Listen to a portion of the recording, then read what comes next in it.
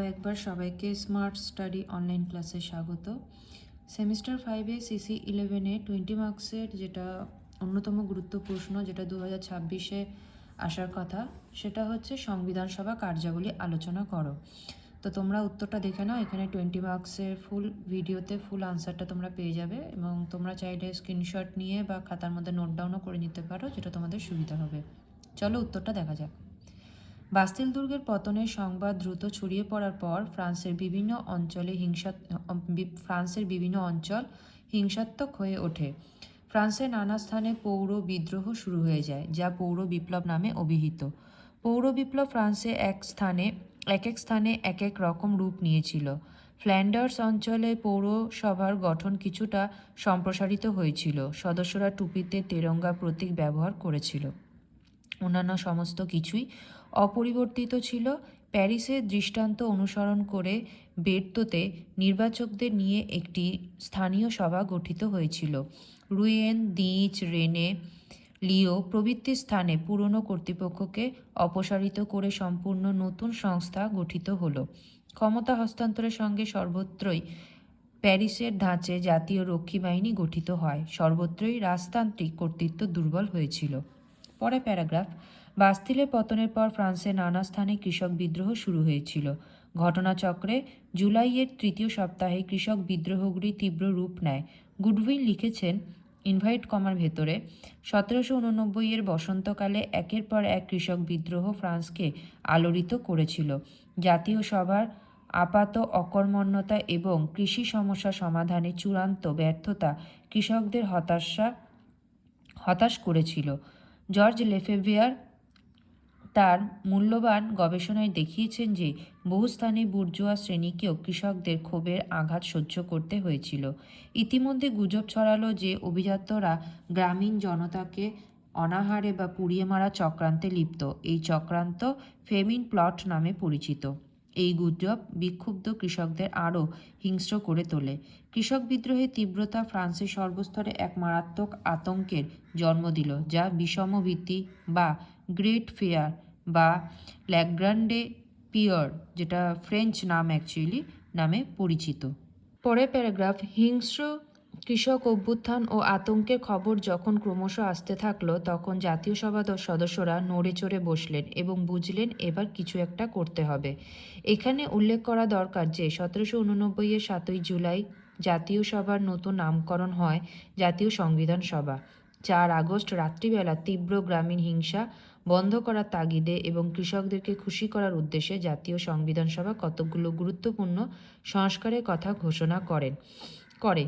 সংবিধান সভা অভিজাতদের ব্যক্তিগত দাসত্ব থেকে কৃষকদের মুক্তি দেয়। এর জন্য কিন্তু অভিজাতদের কোনো রকম ক্ষতিপূরণ দেওয়া হয়নি। পরের সপ্তাহে আরও কতগুলো চমকপ্রদ পদক্ষেপের কথা ঘোষিত হয়, যেগুলির মধ্যে উল্লেখযোগ্য ছিল স্বাধীন ধর্মাচরণের অধিকারকে স্বীকৃতি দান এবং সরকারি অফিস বিক্রি, জমিদারি বিচার এবং অভিজাতদের স্বীকার করা নিরঙ্কুশ অধিকার ইত্যাদির বিলোপ সাধন। গুডউইনের ভাষায়, ভীতি, পরিকল্পনা ও সন্দেহ তাদের একাজ করতে অনুপ্রাণিত করেছিল। পরের প্যারাগ্রাফ। তারপর সংবিধান সভা দেশের সংবিধান রচনার দায়িত্বভার গ্রহণ করে।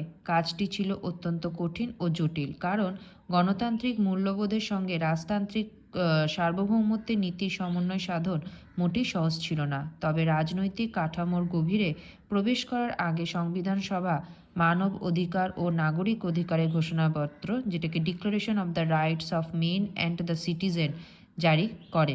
এই ঐতিহাসিক দলিলে বলা হয়, 1 নম্বর, মানুষ জন্মগত স্বাধীন এবং চিরদিন স্বাধীন থাকবে। 2, সকল মানুষের সমান অধিকার। 3, সংবিধান সভা বিশ্বের সমস্ত নির্যাতিত মানুষের প্রতি সৌভ্রাতৃত্বের বার্তা জ্ঞাপন করবে বা করছে। এইভাবেই জন্ম নিল ফরাসি বিপ্লবের 3টি মূল মন্ত্র: স্বাধীনতা, সাম্য এবং সৌভ্রাতৃত্ব। ঐতিহাসিক অলার্ড বলেছেন, এই ঘোষণাপত্র ছিল নতুন সংবিধানের প্রস্তাবনা এবং একই সঙ্গে পূর্বতন ব্যবস্থার মৃত্যু শংসাপত্র।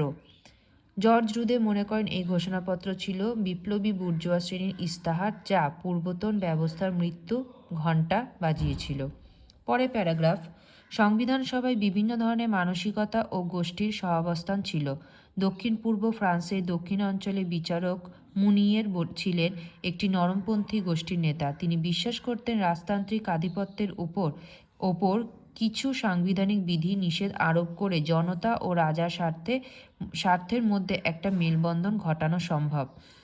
ব্রিটিশ সংবিধান ও মন্তেস্কু চিন্তাধারায় উদ্বুদ্ধ মুনিয়ের প্রস্তাব দিয়েছিলেন যে একটি দ্বিকক্ষ বিশিষ্ট আইনসভা তৈরি করা হোক এবং আইনসভার প্রণীত আইনের ওপর ভেটো প্রয়োগের পূর্ণ ক্ষমতা রাজার ওপর অর্পিত হোক। এই আইনসভায় আইন প্রণয়নে, কর ধার্য করার এবং সরকারি ব্যয় নিয়ন্ত্রণ করার পূর্ণ অধিকার থাকবে। তদুপরি যুদ্ধ ঘোষণা, পররাষ্ট্রের সঙ্গে চুক্তি সম্পাদন ও কূটনৈতিক বিষয়ে যাবতীয় সিদ্ধান্ত গ্রহণের ক্ষমতা এই আইনসভার ওপর ন্যস্ত থাকবে। প্যারাগ্রাফ, সংবিধান সভা বেশ কিছু সংস্কার সাধনে অগ্রসর হয়। শাসনতান্ত্রিক ক্ষমতা অর্পিত হলো একজন বংশানুক্রমিক রাজার ওপর। একই সঙ্গে তার নিরঙ্কুশ ক্ষমতা প্রতিহত করার জন্য কিছু সতর্কতামূলক ব্যবস্থা গৃহীত হলো। ষোড়শ লুই ফরাসি জাতির রাজা হিসেবে ঘোষিত হলেন, কিন্তু তিনি ফ্রান্সে বংশানুক্রমিক ও সার্বভৌম শাসক হলেন। ফরাসি সাংবিধানিক আইন অনুযায়ী ঐশ্বরিক ক্ষমতা বলে বলীয়ান হয়ে নয়, কূটনৈতিক যাবতীয় সিদ্ধান্ত গ্রহণের অধিকার রাজার ওপর ন্যস্ত হয়। তাছাড়া সামরিক নেতা, বিভিন্ন রাষ্ট্রে প্রেরিত রাষ্ট্রদূত এবং তার নিজস্ব পছন্দ অনুযায়ী 6 জন মন্ত্রীকে নিযুক্ত করার ক্ষমতা তিনি পেলেন। পরে প্যারাগ্রাফ, 745 জন সদস্য নিয়ে গঠিত এক কক্ষ বিশিষ্ট এই নতুন আইনসভা তার কার্যভার গ্রহণ করে। সম্পত্তির ভিত্তিতে ভোটাধিকারের মাধ্যমে এই প্রতিনিধিরা নির্বাচিত হয়েছিলেন। ফলে ফরাসি নাগরিকরা দুভাগে বিভক্ত হয়ে পড়েন। যে সমস্ত সম্পত্তিশালী ভোটদানের অধিকার পেলেন তাদের বলা হতো সক্রিয় নাগরিক। যে হীনরা ভোটাধিকার থেকে বঞ্চিত হলেন তারা নিষ্ক্রিয় নাগরিক নামে পরিচিত হলেন। ফ্রান্সে মোট 26 লক্ষ জনসংখ্যার মধ্যে মাত্র 4 লক্ষ ভোটাধিকার অর্থাৎ সক্রিয় নাগরিকত্ব অর্জন করলেন। কিন্তু প্রতিনিধিদের চূড়ান্ত নির্বাচন হলো দ্বিস্তরীয় নির্বাচন ব্যবস্থার মাধ্যমে, যেখানে ভোটদাতাদের সংখ্যা ছিল মাত্র 50,000 এ সীমিত রইল। অ্যালবার্ট গুডউইন লিখেছেন যে ফলে ফ্রান্সের রাজনৈতিক ভবিষ্যৎ মধ্যশ্রেণীর সম্ভ্রান্তদের হাতে ন্যস্ত হলো। পরে প্যারাগ্রাফ, সংবিধান সভার অন্যতম স্থায়ী অবদান ছিল স্থানীয় শাসনের সংস্কার। বিকেন্দ্রীকৃত শাসন ব্যবস্থা গড়ে তোলার প্রতি স্পষ্ট ঝোঁক পরিলক্ষিত হয়েছিল। গোটা ফ্রান্সকে মোটামুটি সম আয়তন সম্পন্ন 83টি ডিপার্টমেন্ট বা প্রদেশে বিভক্ত করা হলো। ডিপার্টমেন্টগুলিকে আবার কতগুলো জেলায়, ক্যান্টনে ও কমিউনে ভাগ করা হলো। একদম তলা থেকে সংস্কারের কাজ শুরু করে কমিউনগুলিকে সুসংগঠিত করা হলো 1789 14 ডিসেম্বর প্রণীত একটি আইনের মাধ্যমে। পরে প্যারাগ্রাফ, সংবিধান সভার বিচার বিভাগীয় সংস্কারও ছিল তাৎপর্যপূর্ণ। 9 অক্টোবর শাস্তি হিসেবে দৈহিক অত্যাচার তুলে দেওয়া হলো। 1 ডিসেম্বর মৃত্যুদণ্ডের মাধ্যম হিসেবে ফাঁসি রদ করা হলো। ব্যক্তি স্বাধীনতা সুরক্ষিত করার বিষয়ে সংবিধান সভা মানবাধিকার এবং নাগরিক অধিকারের ঘোষণাপত্রকে মান্যতা দিল। একমাত্র অপরাধীকে হাতে নাতে ধরা ছাড়া কাউকে আদালতের নির্দেশ ছাড়াও গ্রেপ্তার করা নিষিদ্ধ হলো। বিচারকরা অপরাধ চিহ্নিত করার অধিকার হারালেন। জুরি প্রথার প্রচলন করা হলো। পৌরসভা, ডিপার্টমেন্ট এবং জাতীয় স্তরে অনেকগুলি বিচারালয় গঠিত হলো এবং সেগুলির মধ্যে পারস্পরিক যোগসূত্র গড়ে তোলা হলো। পরে প্যারাগ্রাফ, সংবিধান সভার কাছে সবচেয়ে বড় সমস্যা ছিল অর্থ। প্রকৃতপক্ষে আর্থিক সংকট সমাধানে রাজা ষোড়শ লুইয়ের ব্যর্থতা ফরাসি বিপ্লবকে অনিবার্য করে তুলেছিল। সংবিধান সভার সামনে সবচেয়ে সহজ সমাধান ছিল জাতীয় ঋণ বাতিল করা, কিন্তু সদস্যরা যে পদ গ্রহণ করেননি তার অন্যতম প্রধান কারণ ছিল সবার সদস্যরা সকলেই ছিলেন সম্পত্তিশালী। তাদের অনেকের কাছেই সরকারি ঋণ ছিল, তাই বিকল্প কোনো ব্যবস্থা গ্রহণে তারা উদ্যোগী হলেন।